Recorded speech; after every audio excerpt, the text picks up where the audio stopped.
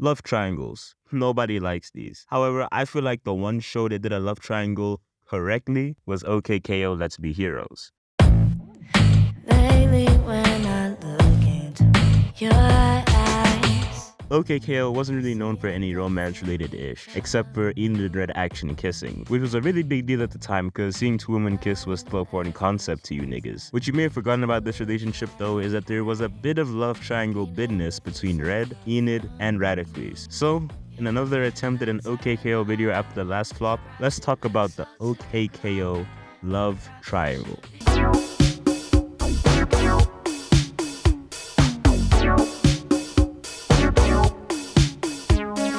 It all starts with the episode's second first date. This one tackles themes like Rad and Enid's friendship, their past, and is one of the most important episodes when you look at them as a whole throughout the show. The episode is centered around one Valentine's Day where Cupid, a bootleg drug-and-bound strangle, Timmy Turner, you have broken the rules! drops into the bodega and reveals something that all the Rule 34 artists were dying to hear. Slow down!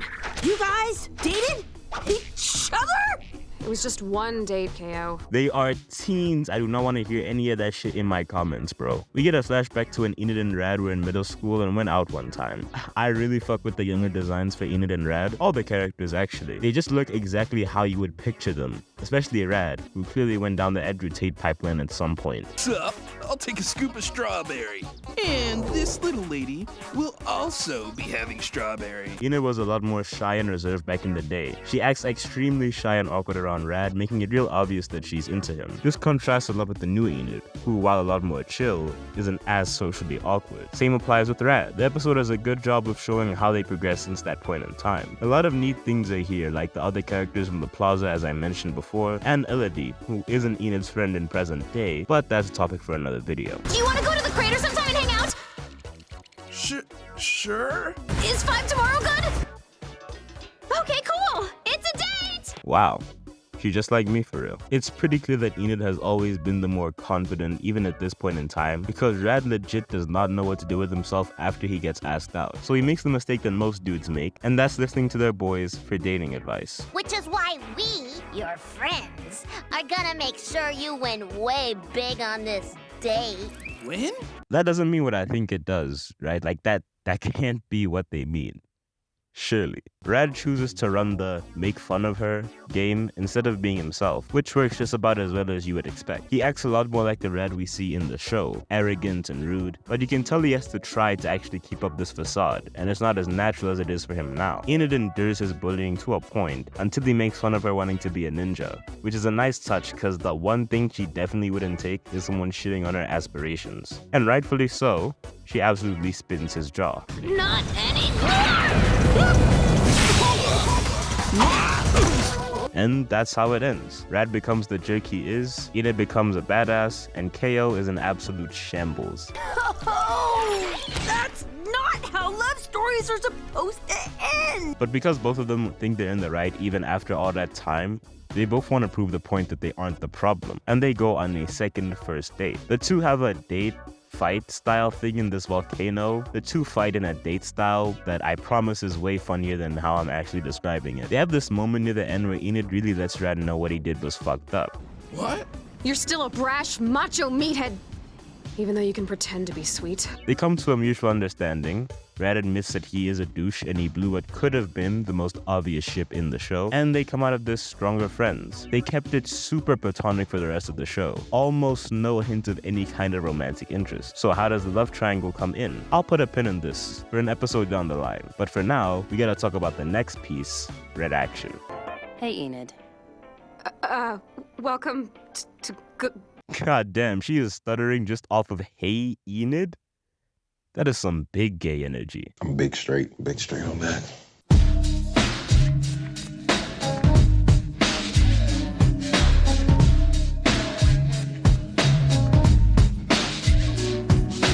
Red Action has an entire trilogy of episodes dedicated to her and Enid, the first of these being back in Red Action. Red is taking a trip through 21X to hide from her old team, the Hue Troops, who are essentially just Power Rangers, gay Power Rangers. She messed up in the future and broke some time crystal thing and goes to 21X under the disguise of wanting to hang out with Enid, who's been low-key stalking the socials. Bet the future's got cooler food, cooler hangouts, cooler Girls?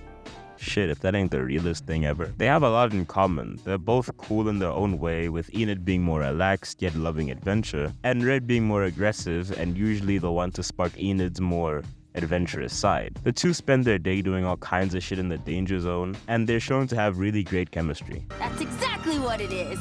I love coming here! The air, Electric? It's pretty clear that Enid is a little bit more mature than Red Action. When the huge troop pull up to confront her, Enid is the one who tells her she can't keep running from him and has to pop out. No matter what you did in the future, Red, right now we're just two cool people hanging out. And if the huge troopers won't leave us alone, we'll just have to make them.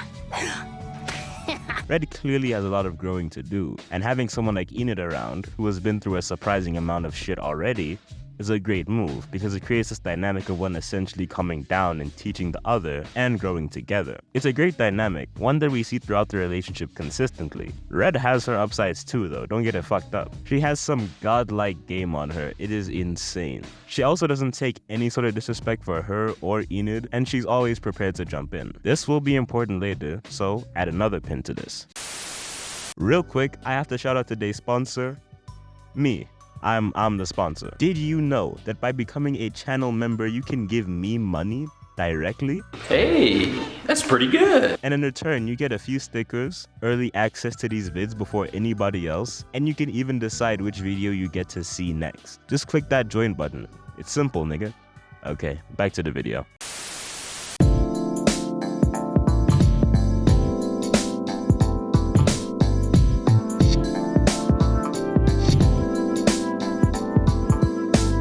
Red Action to the future. The plot is about her traveling back to the future, having to go fight in some war to save the world, but it takes so long that she ends up spending her whole life in the future without coming back. Enid wants Red to go out and let her do her thing, but also wishes that she had stayed, and that she had told her that in the beginning.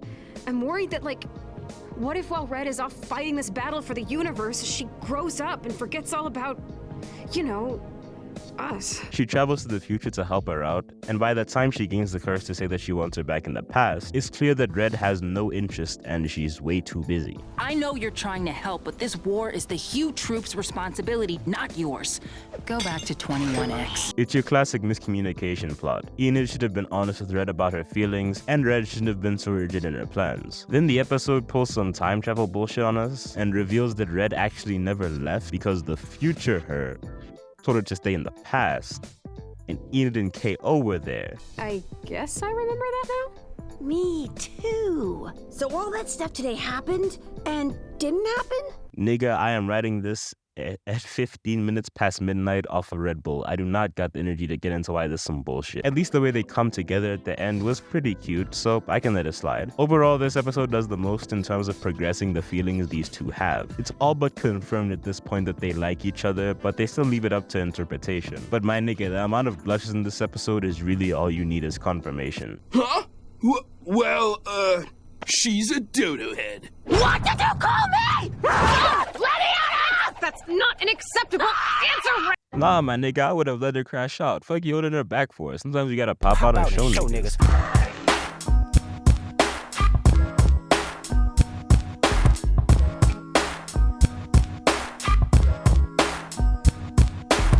Alright, now we get into the meat and potatoes of this video. Red Action 3.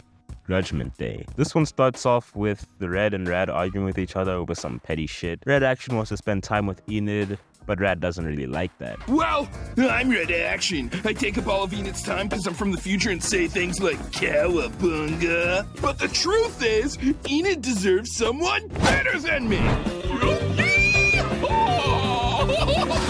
This clip right here made me start biting my nails. I for sure thought they were gonna ruin this show in one moment. This episode comes so close to finale 2, and they were about to add some romance shit in this. I was already low-key kinda pissed off. Enid and Kaya want to get down to the bottom of why Rad holds such a massive grudge against Red, because we've never actually seen these two interact, and I don't think they ever interact again in the show. Something has to have caused this that we the audience haven't seen, and Rad gives a few examples as to what those could be.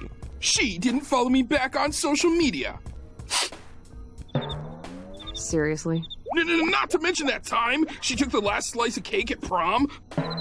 Seriously. So they go to multiple events in the past that could have caused the beef, even one from a previous episode that we never saw. There's lots of moments where they clue you in that they're basically a couple at this point. Every time I go out with Red Action, you pick a fight with her. I love this moment. She's like, damn, this is my property. Okay, this is the part of the video where we see why Rad doesn't like her. And I have to be honest with you niggas, I fucking clickbaited you.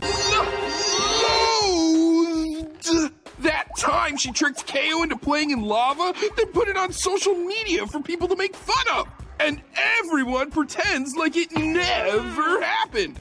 But I remember. Now don't click off just yet. I didn't waste 9 minutes of your time for nothing. Just let me get my shit off, okay? The reason why I say this is one of my favorite love triangles is because they completely subverted the expectation of a love triangle. Instead of Rad being jealous of Red, he genuinely just doesn't fuck with her because she was a douche. The reason he says Enid should be hanging out with someone better than Red isn't because it thinks it should be him, but because he knows what kind of person she is, and he just doesn't mess with that. He's actually being a good friend to both Enid and KO because on the one hand, he doesn't let any disrespect for KO slide, and on the other hand, he wants to make sure that Enid isn't smashing someone who bullies children. It's not a traditional love triangle at all, which is exactly why I fuck with it. I want you to really imagine every single one of these triangles we have seen in animation especially. They're annoying, they take up too much space in the show, they mess with the characters. In this, everybody stays consistent and everybody's motivations feel believable. Like at most you can say that Rad is being petty as hell, but I mean it's Rad, like he's not the most mature anyways, so I feel like it kinda checks out. If you really stretch the definition of a love triangle, this is one of my favorites. The two of them put their differences aside and become homies, and Enid and Rad Action kiss. Yeah. Gay! The best thing about this whole arc is just how all the characters come together near the end. No unnecessary drama or anything. Since the show has always been big on the theme of friendship, it's cool to see that they knew which relationships to keep platonic and which ones to advance. I would have been so pressed if they pulled a Star Versus and had these two get back together or some shit. In conclusion, this show did a love triangle better than your favorite cartoon. And if you disagree, you can get the same treatment Enid gave Rad.